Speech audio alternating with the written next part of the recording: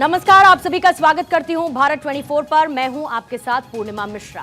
प्रधानमंत्री मोदी अपने दोस्त व्लादिमीर पुतिन के बुलावे पर रूस के कजान शहर ब्रिक्स शिखर सम्मेलन में शामिल होने के लिए पहुंचे थे, जहां पर एक तरफ पुतिन के साथ मित्रता नजर आई, शी जिनपिंग के साथ मुलाकात, तो वहीं युद्ध के बीच शांति का संदेश। जाहिर बात है कि शी जिनपिंग के साथ मुलाकात के इस मौके पर एक जमी हुई बर्फ को पिघलाने की एक सार्थक कोशिश जरूर नजर आई है, लेकिन इसके साथ साथ प्रधानमंत्री ने दो टूक ये साफ कह दिया कि एलएसी पर शांति और स्थिरता बनी रहनी चाहिए। प्रधानमंत्री मोदी के इस ब्रिक्स दौरे को रणनीतिक लिहाज से महत्वपूर्ण माना जा रहा है। पाकिस्तान जो ब्रिक्स का हिस्सा बनना चाहता था, उसकी मंशा जमीन पर आकर एक बार फिर से गिरती हुई नजर आई है।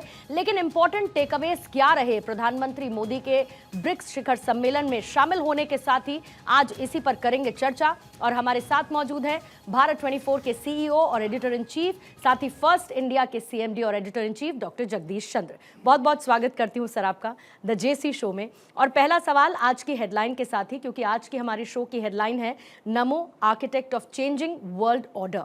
इसके मायने जरा समझा दीजिए। Look at this photograph Purnima. Yes sir. Narendra Modi, she, Putin.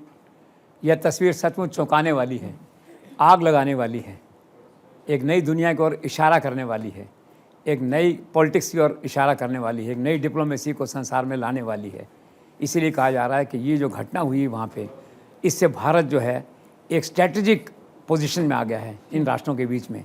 कुछ लोगों ने ये कहा वहाँ पे कि आज की ये जो नई है, नया वर्ल्ड ऑर्डर है, इसमें एक ताज़ी हवा का झोंका है Narendra Modi. So now under leadership we feel a proud nation, a proud country. जिस नए वर्ल्ड ऑर्डर का हम जिक्र कर रहे हैं, उससे सर वेस्ट परेशान क्यों नजर आ रहा है? ऑफ कोर्स अमेरिका की दादागिरी नहीं चलेगी। आप देखिए, कंट्रोल कम होगा, डोमिनेंस कम होगी। और अमेरिकन फॉरेन पॉलिसी के दो टारगेट हैं हमेशा से, एक तो रशिया को कमज़ोर करना और चीन के विस्तारवाद को रोकना। And India is a balancing factor. अब भारत जब एक तरह से वहाँ खड़ा हो जाता है जाके, और वास्तव में ये गठबंधन आगे जाके शक्ल लेता है, इफेक्टिव अलायंस के रूप में है, तो अमेरिका की चिंता बढ़ना स्वाभाविक है। वहाँ पे व्यापार की दृष्टि से आप देखिए, इन लोगों का व्यापारिक अगर टोटल जीडीपी का देखा जाए तो 15 ट्रिलियन डॉलर है, और उनका देखा जाए अमेरिका का तो 27 है। को बहुत ज़्यादा फ़र्क नहीं है, 2-4 साल में गैप पूरा हो सकता है। तो अमेरिका की चिंता बिल्कुल स्वाभाविक है कि कहीं ये राष्ट्र तीनों इकट्ठा मिलकर के ऐसी पोजीशन नहीं बना लें कि अमेरिका स्ट्रेटजिकली वीक हो जाए। इंटरनेशनल डिप्लोमेसी जो है उस सारी कन्वेंस के अंदर अमेरिका कहीं वीक नहीं हो जाए, ये चिंता अमेरिका के चेहरे पर। और अमेरिका के साथ साथ जो वेस्टर्न वर्ल्ड है, उसके साथ साथ जो फ्रांस है, जर्मनी है, कनाडा है, और ये जो देश हैं वहाँ पे, उनके माथे भी चिंता की लकीरें हैं। तो उनकी चिंता स्वाभाविक है। सर, क्या ये सच है कि इस नए वर्ल्ड ऑर्डर में प्रधानमंत्री मोदी मल्टी अलाइंड नजर आ रहे हैं, और यही वजह है कि आज प्रधानमंत्री मोदी की, या फिर कह सकते हैं भारत की, सबको ज़रूरत है? यह विचित्र किंतु सत्य है। आप किसी गुट में हैं भी नहीं, किसी सैन्य गुट में नहीं हैं, किसी अलायंस में नहीं हैं, लेकिन हैं भी सही। अपनी ज़रूरत के हिसाब से आप अलाइन हो जाते हैं, और अपनी ज़रूरत नहीं के हिसाब से आप मल्टी अलाइंड भी कहलाते हैं। तो बहुत अद्भुत है ये कहते हैं ना कि इस कंट्राडिक्शन को केवल नरेंद्र मोदी मैनेज कर सकते हैं, और वो मैनेज कर रहे हैं इसको। आप देखिए, क्योंकि उनके जो बेसिक पॉलिसी है, फॉरेन पॉलिसी, वो है इंडिया फर्स्ट और राष्ट्र हित सर्वोपरि। तो राष्ट्र हित के हिसाब से हम मल्टी अलाइन हो जाते हैं, और जब चाहे जब नॉन अलाइन हो जाते हैं। And he successfully doing this tight rope जिसे कहते हैं, अभी सफलतापूर्वक कर रहे हो। लेट्स सी फ्यूचर में क्या होता है। सर, क्या आप इस आकलन से सहमत हैं कि ब्रिक्स के शिखर सम्मेलन के 3 हीरो हैं, भारत के प्रधानमंत्री नरेंद्र मोदी, रूस के राष्ट्रपति व्लादिमीर पुतिन और शी जिनपिंग चीन के? अब एक्चुअल देखा है, असली हीरो तो नरेंद्र मोदी है। आकर्षण का केंद्र वहाँ नरेंद्र मोदी थे। हर कोई उनसे मिलना चाहता था। शी से मिलने वालों की संख्या बहुत बहुत कम, बहुत रिजर्व। पुतिन से मिलने वालों में कोई आकर्षण नहीं खास। नरेंद्र मोदी के व्यक्तित्व में कहो या कुछ ऐसा एक बन गया है संसार में, एक चित्र, एक ऐसा फ्रेम बन गया है, हर कोई नरेंद्र मोदी से मिलना चाहता है। तो he was one of the most popular face and strategic face at Russia, जो जहाँ पे ये हुआ ब्रिक्स जो सम्मेलन हुआ वहाँ पे। तो हम कह सकते हैं कि real hero of course was Narendra Modi, strategic hero Narendra Modi. Sir, आखिर रूस यात्रा से वापस लौटने के बाद में इतने प्रफुल्लित और उत्साहित क्यों नजर आ रहे हैं प्रधानमंत्री मोदी? ऑफ कोर्स भारत का ब्रांड मजबूत हुआ है, इंडिया का ब्रांड मजबूत हुआ है, नरेंद्र मोदी का ब्रांड मजबूत हुआ है, और इसके साथ साथ भारत का रुतबा बढ़ा है। भारत जिसे कहते हैं ना, ठसका कहते हैं, वो बड़ा है, उसकी रेलेवेंस बढ़ी है संसार में। और इसीलिए रूस जाकर जब प्रधानमंत्री लौटे तो निश्चित तौर पे उनका प्रसन्नचित्त और होना स्वाभाविक है, बिल्कुल जो है ये। तो निश्चित तौर पे उपलब्धि के साथ लौटे हैं, देश की गरिमा के साथ लौटे हैं जिसे कहते हैं, और भारत का जो ब्रांड है उसे और मजबूत करके लौटे हैं। तो खुश होना, प्रफुल्लित होना स्वाभाविक है उनका। सर, प्रधानमंत्री नरेंद्र मोदी ने कहा कि उनकी आस्था हल्के फुल्के संबंधों में नहीं है, इसके मायने क्या? ये कनाडा में जो खटास आई थोड़ा सा, उसके रेफरेंस में था कि क्या छोटी छोटी बातों को आप उठाते हो। We must believe in basic trust and credibility, उनका कहना ये है। बेसिक जो भरोसा और जो विश्वास है या जो विश्वसनीयता है वो इम्पोर्टेंट है लाइफ में, वो उस एंगल से उन्होंने कहा है। और वैसे भी यूनिवर्सल बात है, we must have basic credibility and trust, this is all जो उन्होंने कहा। सर, एक बड़ा इंटरेस्टिंग वाकया घटित हुआ जब बैठक चल रही थी और पुतिन ने प्रधानमंत्री मोदी की ओर इशारा करते हुए कहा कि हमारे रिश्ते ऐसे हैं कि हमें किसी ट्रांसलेटर की ज़रूरत नहीं है। आखिर क्या कहना चाहते थे Putin? This shows trust and confidence in Modi, A friend, a leader, एक तरह से जो है तो भरोसा है विश्वास का, और कंफर्ट लेवल को इंडिकेट करता है उनका कहना कि हमारे रिश्तों को अनुवाद करने की कोई आवश्यकता नहीं है। तो मोदी ने सुना तो वो भी खिलखिला के हंसे, वहाँ पे बात थोड़ा ऐसी थी। और अफसर जो साथ जाते हैं, विदेश मंत्री जो गए थे साथ, वो सब प्रभावित होते हैं कि what a relationship, what kind of, जिसे कहते हैं communication, what kind of mental वेवनेस दोनों के बीच में जो है, तो उसी का एक ये प्रतीक है, दैट्स ऑल। सर, ब्रिटेन के पूर्व प्रधानमंत्री हैं कैमरून, उन्होंने हालिया में एक बयान दिया और कहा कि प्रधानमंत्री नरेंद्र मोदी के पास भारत के भविष्य के लिए एक क्लैरिटी है, विजन है, स्पष्टता है, तो उसको कैसे देखते हैं? वो सही कहा उन्होंने। इसका मतलब ये है कि now we have one more Modi bhakt in Britain. इसका अब यूँ कह सकते हैं कि वहाँ भी उस लेवल पे भी लोग अब मोदी प्रशंसक या मोदी एडमायरर की कैटेगरी में आने लगे हैं। बात सही है। आज देखिए 2047 का ग्राफ उनके सामने है, इस 5 साल का ग्राफ उनके सामने है, 125 दिन का ग्राफ उनके सामने था। तो उनके सामने सारे ग्राफ रहते हैं, क्लैरिटी है उनके विज़न के अंदर, हर चीज़ के अंदर जो है, प्लानिंग में क्लैरिटी है उनकी। तो बिल्कुल ठीक कहा उन्होंने कि Modi has a vision for a long term India, for a long term planning of the country. Sir, प्रधानमंत्री मोदी के रशिया जाने से पहले अचानक इंडिया और चीन में बात कैसे बनी, इसकी क्या है इनसाइड स्टोरी? और इसके साथ ही आपको क्या लगता है जो भूमिका है डोभाल की, जयशंकर की और मिस्त्री की, वो इसमें प्रमुख रूप से क्या एक तो आम इम्प्रेशन है कि अचानक कैसे हुआ, हमें भी लगा था, पर ये अचानक नहीं था। ये 4 साल का होमवर्क था। नरेंद्र मोदी का विज़न था, नरेंद्र मोदी की जिसे कहना चाहिए कि लीडरशिप थी, और उसी का परिणाम था ये। और आप कुल मिला के अगर देखते हैं आप, तो मैंने पढ़ा कहीं कि 21 बैठकें हुई जी आर्मी कमांडर्स के लेवल पे, 17 बैठकें जो है डिप्लोमेटिक लेवल पे वहाँ पे हुई। तो बहुत बड़ा होमवर्क था इसके पीछे, और जाकर के हुआ। और जिन लोगों के नाम आपने लिए हैं, तो ऑफकोर्स जयशंकर गए थे न्यूयॉर्क, फिर जेनेवा गए थे। उन्होंने कहा था कि नॉर्थ लद्दाख में जो सेनाओं के पीछे हटने का जो इशू है वो 75% हमने सॉल्व कर लिया है। इंडिकेशन उन्होंने उसी दिन दे दिया था उसको। डोभाल तो देखिए ऑल इन वन है, ji right under the leadership, direct leadership and direct supervision Narendra Modi जो है वो रशिया में मिले पुतिन से। अब ग्राउंड में क्या है ना कि बैक रूम में भी कभी कभी रोल होता है, तो पुतिन का रोल आप इनकार नहीं कर सकते इस बात से जो है। फॉरेन सेक्रेटरी बहुत क्लियर माइंडेड हैं, उन्होंने भी यही कहा उस दिन कि first of all let's create the trust, उसके बाद देखते हैं आगे क्या होता है क्या नहीं होता जो है। तो निश्चित तौर पे इन सब का एक रोल था, ये अचानक नहीं था, वेल थॉट स्ट्रैटेजी थी। 4.5 साल के नरेंद्र मोदी विदेश मंत्रालय अफसरों की इन सब की मेहनत का एक परिणाम था। सर, आखिर कितना वक्त और लगेगा जब दोनों देशों की सेनाएं वापस अप्रैल 2020 की जो पोजीशंस थे वहां पहुंच जाएंगी? और सर, एक और फैक्टर जो चौंका भी रहा शायद कि मिलिट्री डिटेल्स किसी भी पक्ष की तरफ से जारी नहीं की गई समझौते से जुड़ी हुई, इसका क्या कारण? इसमें 2 बातें हैं, कितना समय लगेगा ये लोगों की विल पे डिपेंड करता है, because at the end of the day delivery counts. और इस बार ऐसा लग रहा है कि चाइना की नीयत ठीक है, या जो इरादा है वो ठीक है। आज ही मैंने देखा कि जो 2 कंट्रोवर्शियल पॉइंट थे उधर लद्दाख की तरफ जो है, डमचौक और देवसांग जो है, वहाँ से विड्रॉल शुरू हो गया आज से ही, और 28-29 तक वो पूरा हो जाएगा।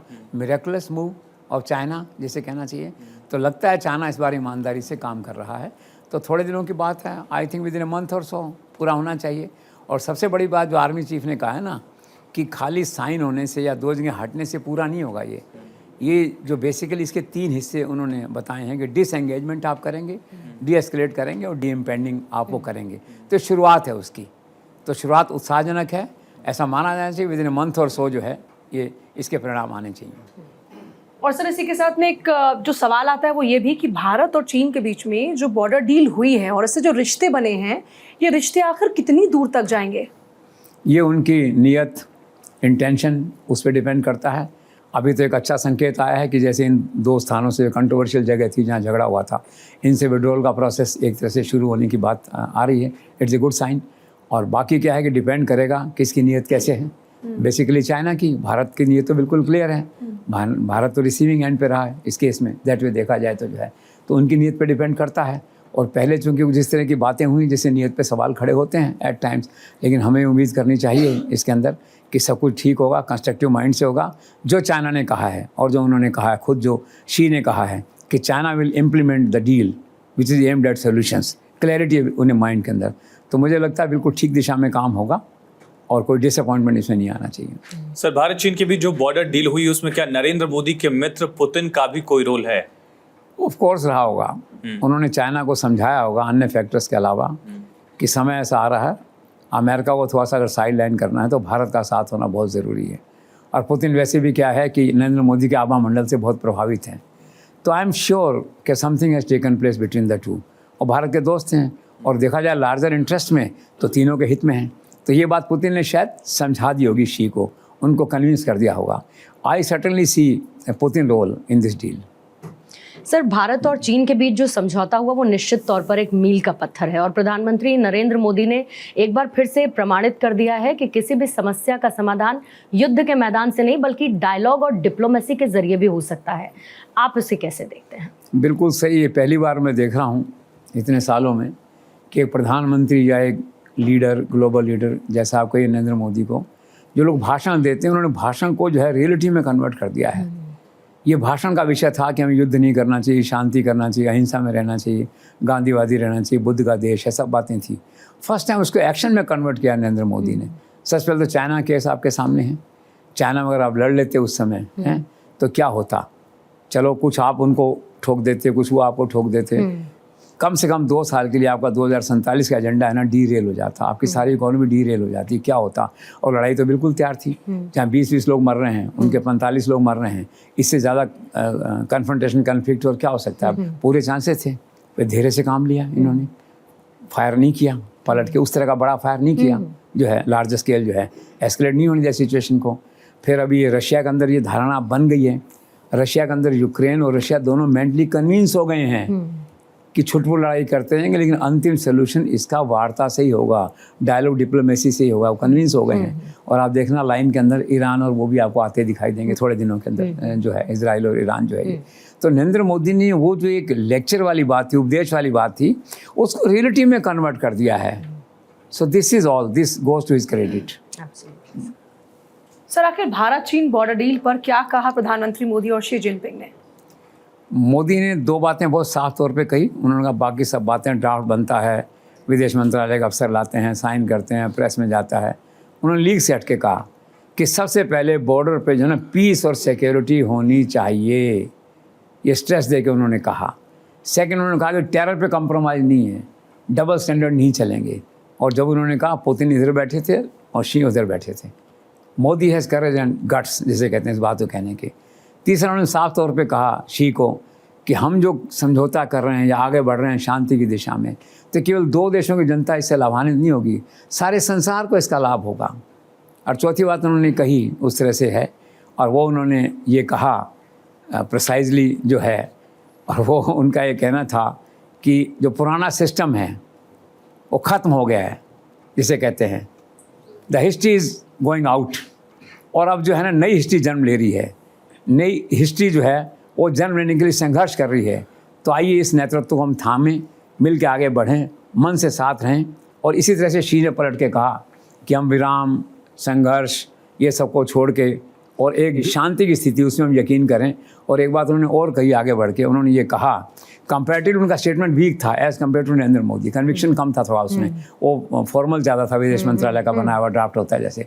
पर फिर भी उन्होंने कहा कि जहाँ जहाँ डिसेंट है वही सब डिसेंट है या अंतर है बातचीत के अंदर जो है वो हमें सुलझाना चाहिए, सही मन से सुलझाना चाहिए। और इंटरनेशनल फ्रंट में हम जहाँ जहाँ साथ काम कर सकते हैं वो कंधे से कंधा मिला के हम लोगों को काम करना चाहिए। तो दोनों का अच्छा था। नरेंद्र मोदी का थोड़ा ज़्यादा सीरियस और फोर्सफुल था स्टेटमेंट जो है। That's all. सर, क्या भारत से रिश्ते सुधारना चीन की भी मजबूरी है? ऑफ कोर्स है। एक तो व्यापार है सबसे बड़ा, चीन बाज़ार खोज रहा है, भारत का बाज़ार मेड इन इंडिया और कारणों से कम हो रहा है। भारत में कुछ सिचुएशन बदल गई यहाँ पे जो है। अफ्रीका का मार्केट देख रहा है, अब यहाँ का मार्केट इतना बड़ा 140 करोड़ लोगों का मार्केट है, आप देख रहे हैं, तो खोजना पड़ेगा उसको जो है। और फिर क्या है, जो व्यापार हैं वो देख रहे हैं, जो इम्पोर्ट हैं चाइना से जो हैं, वो पहले को 67 थे मिलियन डॉलर और अब जाके 136 मिलियन डॉलर हो गए हैं, तो इतना प्रॉफिट है उनको। तो एक तो क्या है कि economy has taken the front seat these days in political matters जो है। एक तो आर्थिक कारण है, दूसरा मैंने सुना है ये कारण भी एक हो सकता है कि वो वहाँ से शिफ्ट करके अब अपना फोकस, अपनी सेना यहाँ से हटा के, जो 50-60 हज़ार आदमी और जो फोकस था वो हटा के वो जो है साउथ चाइना सी में करना चाहते हैं, अमेरिका से कुछ कन्फ्रंट करना चाहते हैं या कंट्रोल पोजीशन को वहाँ ठीक करना चाहते हैं। और इससे क्या होगा कि वो हट जाएंगे इधर से, इधर एक फ़र्क और पड़ जाएगा, इधर से कश्मीर में हलचल शुरू हो जाएगी। जब इस सेक्टर से हटेगी तो वहाँ पे आतंकवादी हमले आप देख रहे हैं बढ़ रहे हैं, कुछ और बढ़ सकते हैं आने वाले दिनों में। वो चाइना ठीक है फेस वैल्यू पे फ्रेंड है, कितना फ्रेंड है ये आने वाले समय मालूम पड़ेगा। पाकिस्तान के साथ कितना है वो ये आने वाला वक्त बताएगा। तो हो सकता है आने वाले दिनों में इंडियन आर्मी जो वहाँ एंगेज रहे, वहाँ पे वो चाइना को सूट करता है। तो कुल मिला के ये सारी बातें हैं। सर, इसके साथ एक बड़ा इंपॉर्टेंट क्वेश्चन है, जो चीन और भारत के बीच में समझौता हुआ उसमें लद्दाख का जिक्र का तो हम बार बार सुनते हैं, लेकिन क्या अरुणाचल का भी जिक्र हुआ? ऑफ कोर्स आर्मी चीफ ने कैटेगरिकली कहा अरुणाचल का हुआ, और आप देख रहे हैं आप 2 पॉइंट से जो चालू हुआ है डिसएंगेजमेंट वो वहीं से हुआ है, लद्दाख से हुआ है। और बाकी एक बात जो आपने कहा था कि वो चाइना कितने दिन इसको निभाएगा या नहीं निभाएगा, अब डिपेंड करता है। और ये कहना कि लद्दाख जो है ये साउथ तिब्बत लगता है मुझे, हमारा पार्ट लगता है, कोई सेंस नहीं है। तो it will also depend on the wisdom and rational of China how it behaves with India in the coming days. Ladakh of course is there. Sir, क्या इस समझौते के बाद चीनी नागरिकों को लद्दाख जाने का भी वीज़ा मिल पाएगा, और साथ ही क्या जो दूसरे प्रतिबंध है वो भी हटेंगे? I am hopeful. ये प्रतिबंध तो छोटा था, बड़ा प्रतिबंध तो था कि वहाँ संचार साधन थे, टिकटॉक और दूसरे जो ऐप थे बहुत सारे वो बंद हो गए थे। चाइनीज़ मीडिया की एंट्री काफ़ी कंट्रोल थी, और चाइनीज़ इन्वेस्टमेंट और सब जो था उसकी काफ़ी मॉनिटरिंग भारत सरकार में हो रही थी जो है। तो ऐसा माना जाना चाहिए कि चूँकि चाइना का रेस्पॉन्स आज अच्छा रहा है, तो Narendra Modi will give a matching response to China, और ये सब प्रतिबंध जो है टुकड़ों में धीरे धीरे फेजेज में जो है ये हटने चाहिए, ऐसा मेरा अनुमान है। और सर, इसी के साथ फिर एक सवाल ये भी आता है कि भारत और चीन के बीच में जो बायलैटरल टॉक्स हुए हैं, क्या इसके बाद ये मानकर चलें कि चीन का निवेश होगा भारत में? ऑफ कोर्स बढ़ेगा चीन का निवेश। अभी देखिए पूना में एक बहुत बड़ी फैक्ट्री लग रही है, चाइना लगा रहा है। Even prime minister Modi is also keen to have the regular monitoring of the project जो है। फिर मैंने देखा कि $1 अरब की एक इलेक्ट्रिक कार बनाने वाली कंपनी वहाँ से आ रही है, BYD करके बड़ा ग्रुप है, वो इंडिया में आ रहा है जो है। तो इन्वेस्टमेंट बड़ी मात्रा में आ रहा है। एक और कोई केस था, वो कोई ठंडे बस्ते में चला गया था $2 मिलियन का, वो वापस निकाल के उस फाइल को ला रहे हैं वहाँ से। तो निश्चित तौर पे इसका एक परिणाम तो सामने होगा ये। और फिर जो चाइनीज इन्वेस्टमेंट इंडिया में है वो पैसे कमाते हैं उससे, मतलब लूजिंग गेम नहीं है, एक तरह से अर्निंग गेम है। तो निश्चित तौर पे अगले 2-4-6 महीने में आपको चाइना का लार्जर इन्वेस्टमेंट, एक बड़ा इन्वेस्टमेंट इंडिया में आता हुआ दिखाई देगा। This is all. सर, समझौता हुआ, चीन की तरफ से कई सारे आश्वासन भी मिले, लेकिन इसके बावजूद भी हर किसी के मन में एक आशंका, एक संशय है कि चीन पर भरोसा कितना हो। वो 2 घटनाएं हो चुकी ना, 1962 में हो गया देखिए आप, फिर 2013 में कुछ हो गया, 2020 में सरेआम हो गया। चीन की प्रॉब्लम क्या है कि दोस्ती दिखता है, बिल्कुल नॉर्मल रहता है, अचानक हमला कर देता है, आप प्रोडिक्ट ही नहीं कर सकते हैं। इस बार तो नरेंद्र मोदी अलर्ट थे, तो सेना को जब लगा के रखा, तो जब एनक्रोच करने की कोशिश की चाइना ने लद्दाख में और वहाँ पे, तो देखिए मुँह की खानी पड़ी। 45 सैनिक गए ना उनके, आपने देखा इस तरह से जो है। तो ये एक इशू है उनका, तो आने वाला वक्त बताएगा कि इस बार वो सीरियस हैं या उनका बिहेवियर फिर वही 1962 और या 2020 वाला गलमान वाला लगता है। This is to be seen. तो we can say that we are keeping our fingers crossed on this sensitive issue. Sir, Bharat और चाइना के इस समझौते पर कांग्रेस की तरफ से 6 सवाल उठाए गए हैं, इसको लेकर के आप क्या सोचते हैं? नहीं, वो विपक्ष है, उनका काम है सवाल उठाना। राहुल गांधी ने जयराम रमेश के थ्रू सवाल उठाए हैं उसमें जो है, और 6 सवाल हैं उसमें। उन्होंने ये भी कहा है कि आपने पार्लियामेंट में कहीं कहा था सरकार ने कि भी कोई नहीं घुसा है, न कोई घुसा हुआ है इस तरह से, तो फिर ये क्या है। और वो डिबेटेबल है इशू जो है, लेकिन उन्होंने इस सवाल को उठाया। फिर 5-6 उन्होंने सवाल ऐसे बनाए हैं जो किसी रिटायर्ड आर्मी जनरल ने बना के दिए हैं, जो वहाँ काम कर चुका है। होता पॉलिटिकल पार्टी लेती हैं हेल्प, असिस्टेंस लेती हैं उसमें जो है। एक उन्होंने ये भी कहा कि मेजर शैतान सिंह की जो थी समाधि, वो जो है उस एरिया में चली गई जो चाइना के पास है, वो भी वहाँ चला गया एक तरह से। एक कांग्रेस वाले ने व्यंग किया इस तरह से कि भी क्या हुआ, खास कुछ नहीं हुआ। भारत जो है चाइना के कब्ज़े में जो इलाका था उसी को वापस ले रहा है। तो भारत जो है अपनी LAC में ही वापस एंट्री कर रहा है इन ए वे, उनका जो इस तरह का था। लेकिन एक बात जो है वो अटपटी थी उनके स्टेटमेंट में, जयराम रमेश के, उन्होंने एक मूर्खतापूर्ण शब्द का उपयोग किया सरकार के लिए, लीडरशिप के लिए। So this is not fair इस लेवल पे। और ये राहुल गांधी की भाषा नहीं इस तरह की जो है। अब पता नहीं किसने प्रेस नोट बनाया है, क्या है वो, थोड़ा सा एक मतलब चुभने वाली बात थी एक तरह से। It doesn't suit the status of the oldest party of the country. और स्पेशली आप कहिए कि जयराम रमेश और लीडर पे रिफ्लेक्शन आता है जो है। तो उन्होंने सवाल उठाए अपने, उनका काम है, लेकिन सवाल उठाया फिर वो वहीं रह गए। वो चांस की बात है कि ज़्यादा मीडिया में उसका हल्ला नहीं हुआ, एक प्रेस नोट आया और छप के चला गया। ठीक है, they have done their ritual, they have done their job, that's all. Sir, Bharat Cheen सद्भावना के इस माहौल में क्या आप चीन UN सुरक्षा परिषद की भारत की स्थायी सदस्यता का समर्थन अब करेगा? कर सकता है। मैंने सुना है कि उसको आपत्ति जापान पे है, क्योंकि फ्रांस के राष्ट्रपति ने शायद एक प्रस्ताव भेज दिया लिख के कि भाई इंडिया, जापान, ब्राज़ील और एक कोई और कंट्री इनको दे दी जाए उसकी मेंबरशिप जो है।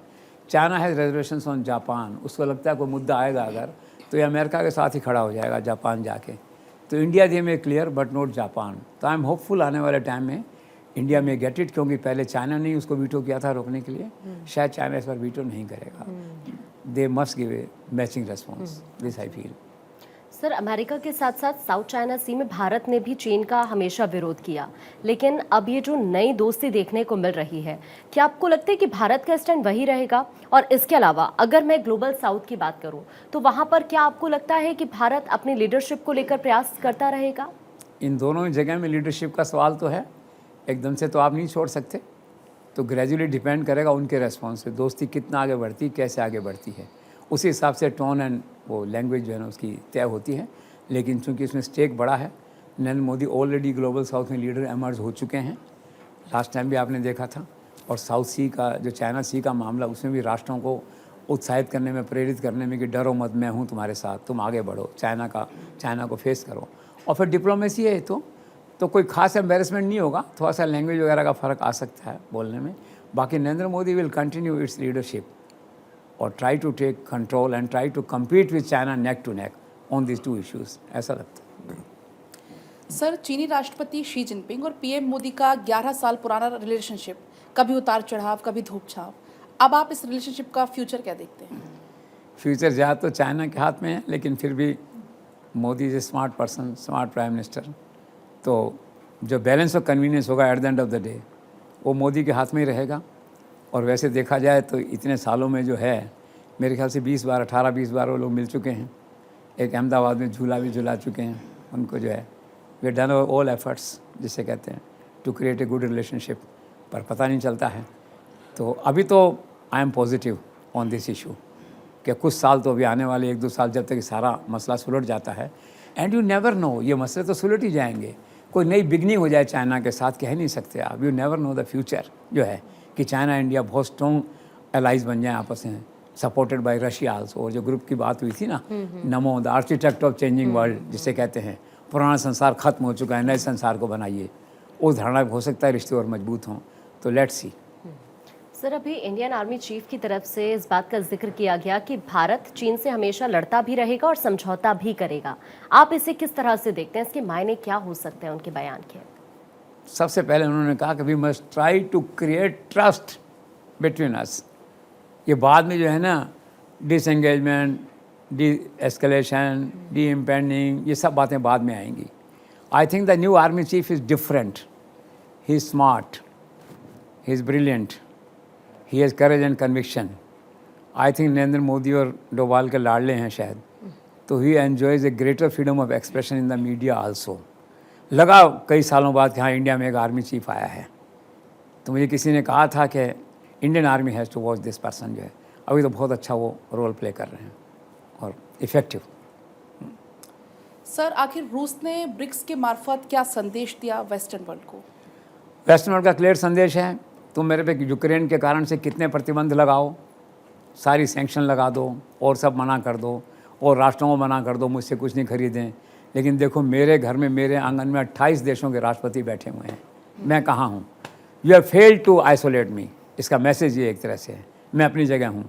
और प्लस ये जो नया ग्रुप बन गया इन 3 का जो है, it's a moral booster for Putin in that perspective, in that scenario जो है। तो उन्होंने मैसेज क्लियर दे दिया है, you have failed to isolate me, this is all. Sir, अभी इंटरनेशनल पॉलिटिकल प्लेटफॉर्म पर ब्रिक्स की काफ़ी चर्चा हो रही है। ब्रिक्स है क्या और इसका ऑब्जेक्टिव क्या है, आप किस तरह से देखते हैं? देखो, एक तो बताया मैंने 2006 में हुआ, फिर 9 से चालू हुआ, 5 राष्ट्र थे, फिर 10 हो गए, पिछले साल 34 और आना चाहते हैं, इस साल 40 और आना चाहते हैं।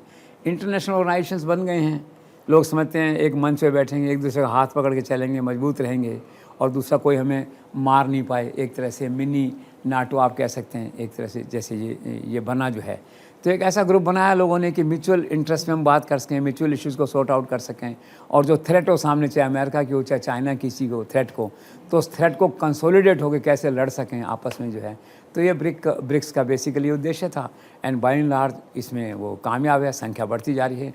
अब तो लोगों को ये चिंता है कुछ इस तरह की संख्या इतनी बढ़ जाए कि यूएनओ की संख्या बराबर हो जाए, जो मेंबर कंट्रीज़ हैं जो। तो it's a good experiment, good success. और अभी तो ये मतलब कहना चाहिए कि जैसे ये टेकिंग ऑफ है, अच्छा स्पीड से टेक ऑफ कर रहा है। सर, और ये ब्रिक्स भारत के लिए क्या मायने रखता है? भारत के लिए कि भारत इसका एक महत्वपूर्ण मेंबर है, जिसे कहना चाहिए। जो ब्रिक्स का जो टोटल गेम प्लान है उसमें इंडिया बहुत सेंटर स्टेज पे है। आपने देखा जब इंडिया इस सेंटर स्टेज पे आ गया है कि रशिया चाइना है, तो ब्रिक्स में तो है ही।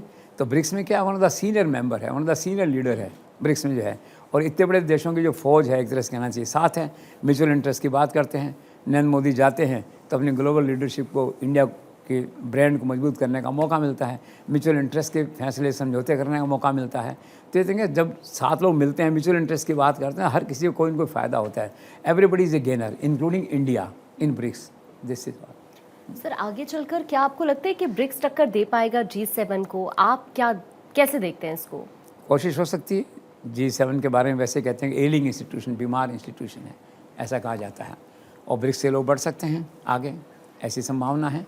और बढ़ेंगे तो उसको टक्कर देंगे। कुछ लोगों का कहना है कि 2027 तक ये G7 को टक्कर दे देंगे आकर के जो है।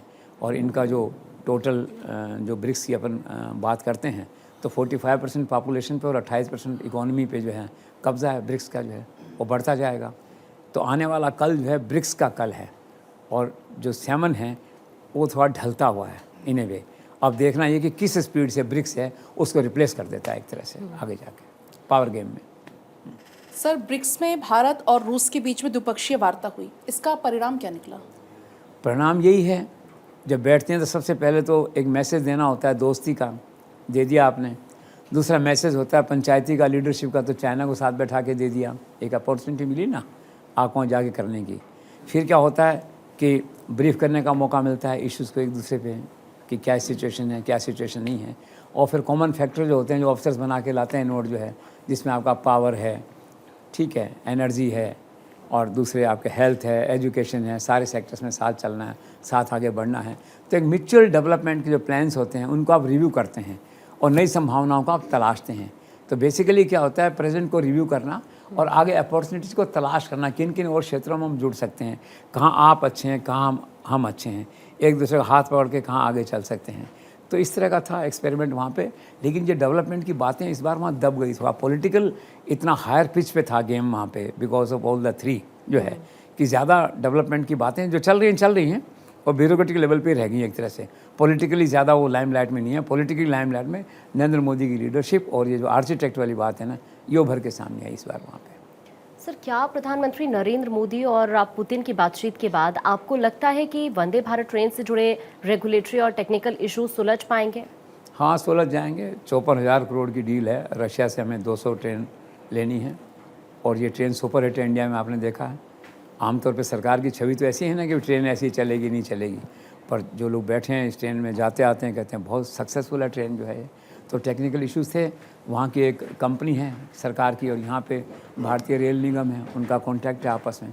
तो टेक्निकल इश्यूज़ हैं, वो सॉर्ट आउट हो जाएंगे। एक लेवल पे इंडिकेशन हो गया वहाँ से, आने वाले दिनों में सॉर्ट आउट हो जाएंगे। It's a good experiment. 200 train वहाँ से पूरी बन के आ जाएंगी और Vande Bharat is a running success, तो हो जाएगा सॉर्ट आउट। सर, पिछले 3 महीनों में 2 बार व्लादिमीर पुतिन और नरेंद्र मोदी की मुलाकात हुई, और इस मुलाकात में क्या चर्चा हुई, खास तौर पर युद्ध जो यूक्रेन और रशिया के बीच में चल रहा है। आपको लगता है कि नरेंद्र मोदी की जो शांति की पहल है वो इस मुलाकात में, इस चर्चा में थोड़ी और आगे बढ़ी? निश्चित बड़ी होगी। सबसे पहले तो नरेंद्र मोदी ने ब्रीफ किया होगा कि मैं जो यूक्रेन गया था तो मेरी क्या बातचीत थी, बाद में फ़ोन पे क्या बातचीत थी, आज लेटेस्ट स्टेटस क्या है, सीज़ फायर की क्या संभावनाएं हैं, और इनका भी वो पूछा होगा कि आप क्या समझते हो। तो निश्चित तौर पे बात आगे बढ़ी होगी। पब्लिक डोमेन में बात आगे नहीं आई क्योंकि कोई ठोस ऐसी बात नहीं होगी, या उन्होंने अभी अपने पास ही रखा होगा उसको। जैसे पहले एक सवाल आया था ना कि आर्मी ने डिटेल्स नहीं दिए और सिक्योरिटी एजेंसी नहीं दी आर्मी ने डिटेल्स, तो ऐसे इसका कोई डिटेल सामने आया नहीं है। लेकिन निश्चित तौर पे वार्ता बढ़ी होगी और कम से कम एक सद्भावना और विश्वास आपस में बड़ा होगा। पुतिन को लगा होगा कि भाई इन्हीं को रिक्वेस्ट करूँगा, इनको भी लगा होगा कि पुतिन से अपन हाथ पकड़ के ये डील करवाएंगे और ये शांति समझौता करवाएंगे। तो I think there must be positive development. Sir, क्या डॉलर का वर्चस्व तोड़ने के लिए ब्रिक्स लाएगा अपने एक कॉमन करेंसी या फिर नया पेमेंट सिस्टम? Very difficult. मन की अभिलाषा तो होती है हर आदमी की, मेरी अलग करेंसी हो, मेरा अलग नोट हो, सिस्टम हो, मेरा स्विफ्ट सिस्टम हो नहीं पाता है। बहुत डिफ़िकल्ट है। डॉलर बहुत डोमिनेंस में है। मन तो उड़ान भरता है पुतिन का कि डॉलर का मुकाबला करें, डॉलर को रिप्लेस करें, लेकिन अब उसने उन्हें खुद ही मान लिया है it is difficult in the present scenario, it is not possible. खुद पुतिन ने कह दिया, क्योंकि अलग अलग मेंबर राष्ट्र की जो इकोनॉमीज़ हैं उनका स्ट्रक्चर अलग अलग है, उनका कंपोजिशन अलग अलग है, तो it will take long time. But of course this idea is taking place, this idea has come down for discussions, लेकिन अभी कुछ ऐसा इमीडिएट हो ऐसा मुझे नहीं लगता। सर, पीएम मोदी के निमंत्रण पर क्या निकट भविष्य में पुतिन के भारत आने की संभावना है? आ सकते हैं, जिस दिन मोदी बुला लेंगे डोभाल को भेज देंगे, वो आ जाएंगे। उनकी बड़ी मित्रता है उनके साथ में। पिछली बार जब वो गए थे वहाँ तो उन्होंने डोभाल साहब से कहा था कि उनको भेजो हमारे मित्र को 22 तारीख को, कौन सी 22 तारीख थी शायद, क्या था जो है ये, तो गए, उनकी बात मानी उन्होंने। वरना विदेश मंत्री को भेज सकते थे, लेकिन गए वो खुद वहाँ पे। एक दूसरे की बात रखते हैं। आई एम श्योर जिस दिन नरेंद्र मोदी बुलाएंगे वो दौड़े दौड़े चले आएंगे। सर, रूसी सेना में शेष रहे भारतीय नागरिकों के रिहाई का काम कब तक पूरा होगा? हो जाएगा, शायद 85 समथिंग कुछ थे पहले, अब 20 लोग रह गए हैं। प्रोसीजरल बातें पूरी हो रही हैं। इंटेंशन क्लियर है कि छोड़ना है इनको, रास्ता निकालना है। ये फंस गए बेचारे, शिकार हो गए, गलत भर्ती हो गए। वहाँ पे जो है इंडिया के लोग हैं, इंडिया के प्रति सहानुभूति का भाव है। आ जाएंगे, देर से घर लौट के आ जाएंगे। नरेंद्र मोदी की लीडरशिप में every Indian is safe abroad. पहले भी कई बार ऐसा हुआ तो लोग लौटा के लाते हैं, फिर उनको आ जाएंगे ये भी। जी सर, कजान में भारतीय समुदाय के बीच कैसा रहा पीएम मोदी का रिसेप्शन? अच्छा था रिसेप्शन तो। देखो मैंने कहा ना, वो तो एक क्रेज़ है, एक करिश्मा है उनके पर्सनैलिटी में। इसको मैं 100 बार कहूँ, जितनी बार कहूँ उतनी बार मन करता है कि फिर कहो। वो है ही ऐसा काम उनका। वो जहाँ जाते हैं लोग पता नहीं क्या है, मतलब पिछली बार तो ये कहा था कि लोग पागल हो जाते हैं, मतलब एक शब्द काम में लिया गया था। उनके उत्साह की पराकाष्ठा थी ये। अब वहाँ पे गए तो इस्कान वाले आ गए, हरे राम हरे कृष्णा, वो बहुत देर करते रहे। उसके बाद में स्टूडेंट्स आ गए वहाँ के, वो नेचुरली कोई पटना का था, कोई महाराष्ट्र का था। कैसा, हम तो बहुत लकी हैं, आपको प्राइम मिनिस्टर हैं हमारे, आपको मिल रहे हैं। तो मोदी का एक ब्रांड जो है ना, एक चल गया संसार में जो है।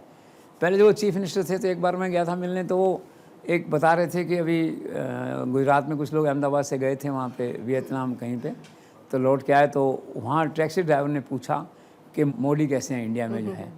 तो मुझे भी सुन के एक बार तो ऐसा लगा था कि ये सही है, लेकिन वो सही निकला। वो प्राइम मिनिस्टर बन गए सब करते करते। आप देखिए ना, मतलब ये सच्चाई को स्वीकार करने में बहुत टाइम लगा देश को कि मोदी क्या वास्तव में इतने पॉपुलर हैं अक्रॉस बाउंड्रीज विश्व के अंदर। लेकिन वो हैं, और पता नहीं क्या प्रचार तंत्र हुआ, क्या हुआ, तो मोदी का नाम आज सारे संसार में, अफ्रीका के लोग भी जानते हैं, वहाँ के लोग भी जानते हैं। और फिर इंडियंस में तो मतलब एक है ना, वो तो बहुत ज़बरदस्त उत्साह होता है लोगों को मिलने का। और वही फिर भारत का आदमी विदेश में गया हुआ हो एक तरह से, तो ही वॉज वेरी हैप्पी होता है ये आदमी कि जो अपने देश के लोग मिलते हैं, इतने प्यार मोहब्बत से मिलते हैं, गाना गाता है, कोई हरे राम हरे कृष्णा कहता है। Nice moment during the visit. Sir, Bharat और रूस की दोस्ती इतनी गहरी क्यों है? क्या हथियार खरीद भी एक बहुत बड़ा कारण है? ही बिजनेस, तो मैंने कहा है ना, इकॉनमी टेक्स फ्रंट सीट।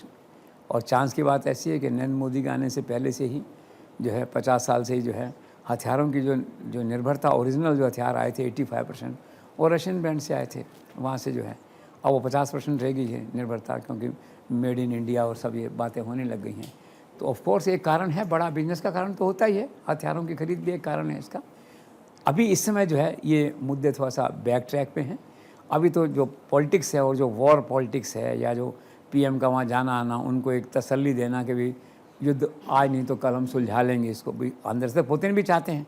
लेकिन इशू है ना कि पहल कौन करे, सीधा प्रस्ताव कौन लेके आए, और क्या शर्त होगी, ये सीज़ फायर कैसे हो, सबसे पहले तो is very complicated issue that way जो है। तो वो है, दिस इज ऑल, हथियार का भी एक कारण रहता है। सर, ब्रिक्स में पीएम नरेंद्र मोदी और ईरान के राष्ट्रपति के बीच क्या बातचीत हुई? देखो, बातचीत तो जो मैंने देखा पढ़ा, पहले तो यही था, उसके अंदर जो है कि चाबहार एक वहाँ पोर्ट है, तो उसको ज़रा ठीक से करना है उनके साथ मिलके जो है। फिर जो है रशिया बॉम्बे का जो कॉरिडोर बन रहा बहुत लंबा, जिन सब कंट्री से होके जाएगा, उसको ठीक से वो काम चले उसका। फिर ये कहा कि भाई आपका स्वागत है, आप ब्रिक्स में आए हैं। फिर ये कहा कि भाई किसी ने बयान दे दिया यहाँ से कि भी जो कश्मीर के हालात हैं वो लेबनान जैसे हैं, तो गलत है भाई, ऐसा मत करो।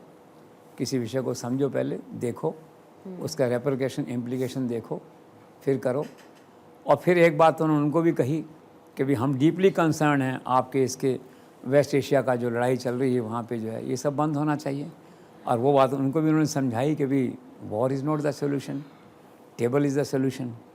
लेकिन अब क्या है, वो तो अंडर अटैक है ना, इजराइल मार रहा है, तो उनको जवाब देना होता है वहाँ पे जो है।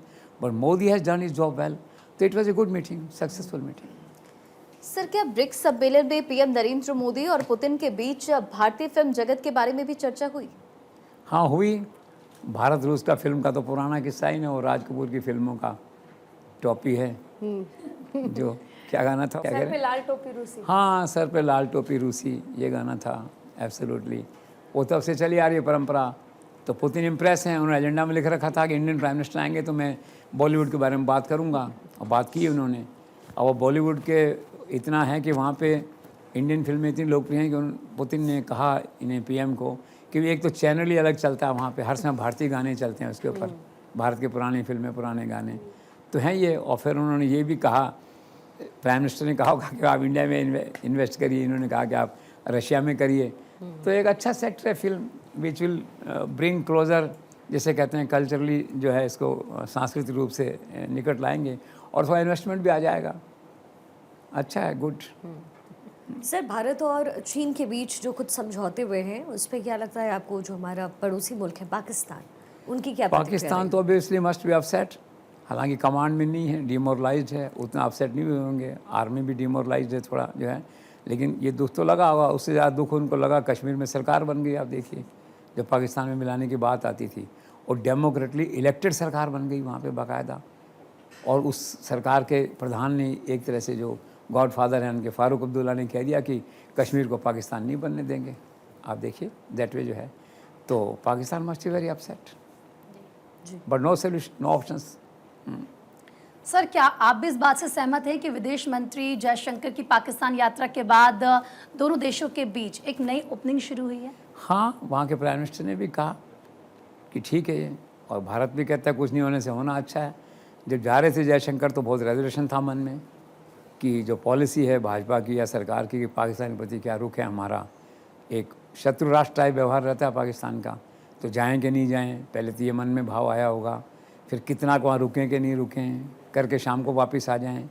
फिर धीरे धीरे होते होते सब कुछ नॉर्मल हुआ, वो गए भी सही, शायद एक रात रुके भी सही वहाँ पे, लोगों से मिले, नॉर्मल कम्युनिकेशन भी हुआ, और अंत में सबको लगा कि ठीक है भाई, क्या नुकसान है, it's a good beginning, good opening, let's see what comes out later on, good move. Sir, क्या पाकिस्तान ले पाएगा ब्रिक्स की सदस्यता? पाकिस्तान देखो, नरेंद्र मोदी के रहते हुए जब तक ये नहीं चाहेंगे नहीं होगा। उसमें नरेंद्र मोदी जहाँ होते हैं फिर उनका वीटो चलता है एक तरह से। कोशिशें बहुत हुई हैं पहले भी, पिछले साल एक शिखर सम्मेलन हुआ था चाइना में ही, तो शायद चाइना के किसी बड़े ने कहा था पाकिस्तान को अगली बार ट्राई करेंगे तो मेंबर बनाएंगे वहाँ पे जो है। फिर अभी सितंबर में इधर कुछ रशिया का डिप्टी प्राइम मिनिस्टर वहाँ गया था, उसने भी ऐसा आश्वासन दिया करते हैं, लेकिन जब करने की बात आई तो नरेंद्र मोदी ने ऑब्वियसली कहा होगा कि नॉट अप्रोप्रिएट अभी पाकिस्तान को इसमें लेना जो है, तो पाकिस्तान नहीं हुआ। तो पाकिस्तान ने एक थक हार के ऐसा बयान सा जारी किया इनफॉर्मली कि किसी एक राष्ट्र के कारण से हमारी तमन्ना, हमारी आशाएं पूरी नहीं हो पाई। ऑब्वियसली इंडिया तो ठीक है, तो अभी तो मुश्किल है पाकिस्तान का आना, जब तक नरेंद्र मोदी हाँ नहीं भर दें। सर, प्रधानमंत्री नरेंद्र मोदी ने चीन और रूसी राष्ट्रपति की मौजूदगी में ये दो टूक कहा कि आतंकवाद पर दोहरे मानदंड नहीं चल सकते। आखिर पीएम नरेंद्र मोदी क्या कहना चाहते हैं? वो साफ कहना चाहते हैं, मन में कनाडा अमेरिका का रुख है। आप कनाडा में देखिए, पहले तो निर्जर की हत्या हुई वहाँ पे, ठीक है, भाई था तो खालिस्तान ना, आतंकवादी था। हत्या से पहले आपने क्या किया? उसको पकड़ने के लिए, भारत भेजने के लिए, या उसको वहाँ दंडित करने के लिए वहाँ के कानून के हिसाब से कुछ नहीं किया आपने। फिर अमेरिका का इशू आ गया, पुन्नू का इशू आ गया। आप देखिए, इसमें आपने दुनिया भर के वारंट भेज दिए, दुनिया भर के समन भेज दिए, सब लोगों को यहाँ मिनिस्ट्री में सीनियर लोगों को भेज दिए आपने जो है। और वहाँ जो इतने लोग पड़े हुए हैं, एक साजिद करके था यूएनओ में, इंडिया ने बड़ी कोशिश की कि इसको टेररिस्ट डिक्लेयर कर दिया जाए। फिर कुल 81 जो रिक्वेस्ट हैं भारत की तरफ से और दूसरे देशों के, अमेरिका में ये प्रत्यार्पण करने की जो है वो पेंडिंग है वहाँ पे। तो उनका कहना था भी ये नहीं हो सकता, आप टेररिस्ट, हमारे टेररिस्ट को तो ऐसे डील करो, आपका टेररिस्ट उसको अलग ढंग से हमसे अपेक्षा करो, हमें उससे अलग ढंग से डील करें। तो डबल स्टैंडर्ड नहीं हो सकते इसके अंदर, तो बिल्कुल क्लियर है। बट मोदी हैज़ गट्स, तो उन्होंने इस बात को ओपनली वहाँ पे कहा जो है, दिस इज़ ऑल, तो ही इज़ करेक्ट। जी सर, आखिर पन्नू और हरदीप निज्जर प्रकरण में भारत क्यों है डिफेंसिव मोड में, और कनाडा में आतंकवाद के खिलाफ भारत क्यों नहीं लेता दो टूक पब्लिक स्टैंड? ब्रिलियंट, भारत को लेना चाहिए अब स्टैंड, इसमें बहुत हो चुका। जो अमेरिका लादेन को मार सकता है पाकिस्तान जाके, सीरिया में जा सकता है, लेबनान में जा सकता है, कहाँ नहीं जा सकता। आप देखिए, इजराइल वाले हमास को मार सकते हैं जा कर के, वहाँ सब हो सकता है। तो भारत को भी अधिकार है ना, भारतीय सेना को, भारत के लोगों को, भारत की एजेंसीज़ को, कि जो टेररिस्ट डिक्लेयर्ड हैं, जो आतंकवादी हैं, उनको तो करो भाई, डील करो, उनको तो करना ही है ना उसके अंदर से। तो अब इंडिया को जो है ना डिफेंसिव छोड़ के एक स्टैंड लेना चाहिए, और कोई सफाई देने की ज़रूरत नहीं कि हमने जो किया सही किया और आगे भी ऐसा करेंगे। इन ए वे जो है राष्ट्रीय भावना यही है देश में इस समय, मैं ऐसा महसूस करता हूँ। तो ये बात जब सरकार के ध्यान में आएगी तो लगता है सरकार और प्रधानमंत्री बहुत इस तरह स्ट्रॉन्ग आदमी हैं, तो शायद ऐसा कोई स्टेटमेंट, ऐसा कोई व्यू ले सकते हैं कि ठीक है, you all go to hell, हम तो अपने क्रिमिनल को, अपने टेररिस्ट को अपने लॉ के हिसाब से डील करेंगे, we will bring them to justice in India और अब्रॉड। सर, क्या निज्जर हत्या प्रकरण के बाद अब जो माहौल बन रहा है उसमें आपको लगता है कि जो कनाडा को समर्थन मिल रहा था अमेरिका का और ब्रिटिश का, वो कंटिन्यू रहेगा इस बदलते एनवायरनमेंट? वो टोन डाउन हो जाएगा। अभी जो नए डेवलपमेंट संसार में हो रहे हैं सारे, वो तो अमेरिका ने प्रेशर क्रिएट करने के लिए, कनाडा ने प्रेशर क्रिएट करने के लिए इस तरह की सिचुएशन हुई। भाई कोई नई बात नहीं है, सब कंट्रीज़ में क्या क्राइम सिंडिकेट चलती हैं आपस में जो है, और वो आपस में अपने मार कूट, मर्डर, ये सब चलता रहता है। ये उसी का एक पार्ट था, लेकिन इसको उन्होंने पोलिटिसाइज कर दिया थोड़ा सा, भारत को एम्बेरस करने के लिए जो है, तो भारत एम्बेरस हुआ। आज जहाँ नरेंद्र मोदी का प्लेसमेंट है in the entire situation, world politics और वर्ल्ड डिप्लोमेसी में, मुझे लगता नहीं कि किसी में इतनी क्षमता है, इंक्लूडिंग अमेरिका। ब्रिटेन तो अमेरिका का पीछे लगू है, अमेरिका में इतनी क्षमता है कि इस पॉइंट पे इसको लॉजिकल लेवल पे लाए या कुछ और ऐसी बात करे। I don't think it will cool down, it will die its natural death, मुझे लगता है। सर, क्या पन्नू हत्या प्रयास प्रकरण में अमेरिका मांग सकता है मुख्य आरोपी यादव का प्रत्यर्पण, और क्या भारत उसे सौंप देगा? मांग सकता है, डिफ़िकल्ट है, और मांग लेगा तो उसके हाथ कुछ नहीं आएगा, क्योंकि Indian agencies are very smart. और चांस की बात ऐसी है कि वो जो पुन्नू हैं, यहाँ रोहिणी में कोई व्यक्ति है, उस पर किडनैपिंग का उसने चार्ज लगा दिया, उस पर एक्सटॉर्शन का और ये सब चार्ज लगा दिया, पुलिस ने पकड़ के अंदर कर दिया, 3 धाराएं लगा दी, हर धारा में 10 साल की सज़ा है। तो पहले तो उसका ट्रायल यहाँ पे हो, वो दोषी डिक्लेयर हो 10 साल के लिए, 5 साल के लिए, फिर उस सज़ा को पूरा करे, उस टर्म को पूरा करें यहाँ, फिर वो अधिकार होता है उस देश को मांगने का कि हाँ मेरे यहाँ भेज दो। ज़िंदगी निकल जाएगी। इंडियन जुडिशियल सिस्टम पहले तो वो होगा, फिर यहाँ होगा, फिर वो जेल में जाएगा, फिर 5 साल जेल में रहेगा, 10 साल जेल में रहेगा, तब तक पता नहीं क्या होगा। तो ये एक मतलब पेपर एक्सरसाइज ही रह जाएगी। पहली बात तो अमेरिका मांगेगा नहीं, क्योंकि लीगल इतना ज़्यादा प्रोसीजरल उसमें है इशू इन्वॉल्व, और मांग लेगा तो उसका परिणाम नहीं निकलेगा। सर, क्या कनाडा के निज्जर हत्या प्रकरण का कोई पॉलिटिकल एंगल भी है? ऐसा आम धारणा है ये। अभी जयपुर में मुझे 1-2 लोग मिले जो कनाडा से आए थे, तो ऐसे मैंने पूछा भी कनाडा में क्या चल रहा है, तो गालियाँ देने लग गए वहाँ के प्रधानमंत्री को। तो मैंने कहा भी क्या हुआ, आप तो वहीं रहते हो और ऐसा क्या हो गया, आपका वीज़ा परमिट का इशू तो है नहीं उससे जो है। उसे कहा नहीं, वो पॉलिटिक्स खेल रहे हैं वहाँ पे सारी की सारी जो है।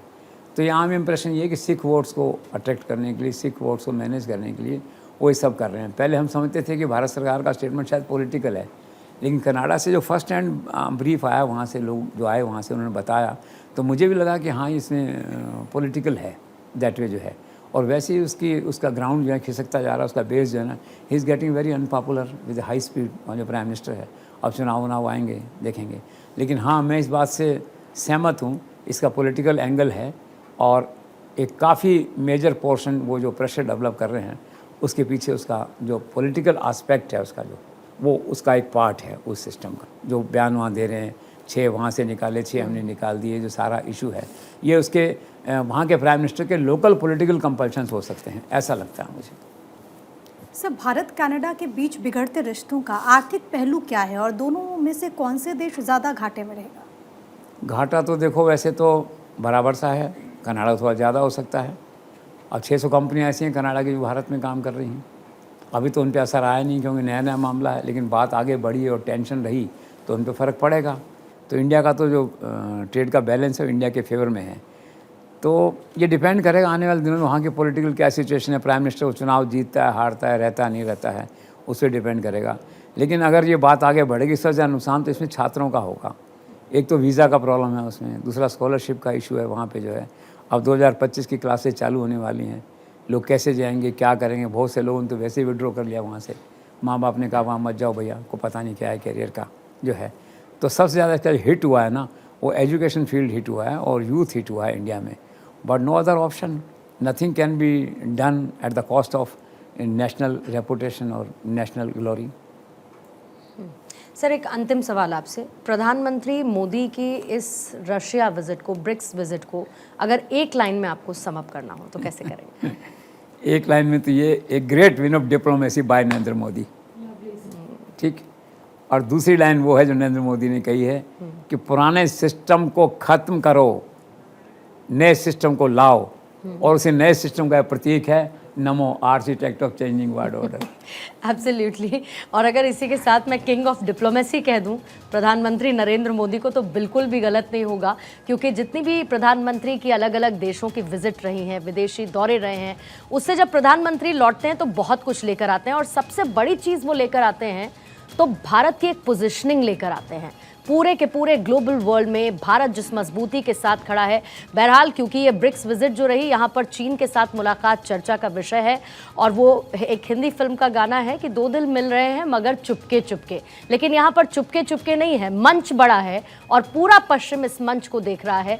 लेकिन कौन कितना करीब आता है, चीन पर कितना विश्वास करना होगा, रूस की क्या भूमिका रहती है और शांति का संदेश प्रधानमंत्री मोदी का युद्ध के इस दौरान कहां तक जाता है, ये भविष्य के गर्त में है। लेकिन आप द जेसी शो का हिस्सा बने sir, thank you so much जेसी शो में इस विश्लेषण के लिए। और साथ ही तमाम दर्शकों का भी बहुत बहुत शुक्रिया हमारे साथ जुड़ने के लिए। आप बने रहिए भारत 24 के साथ।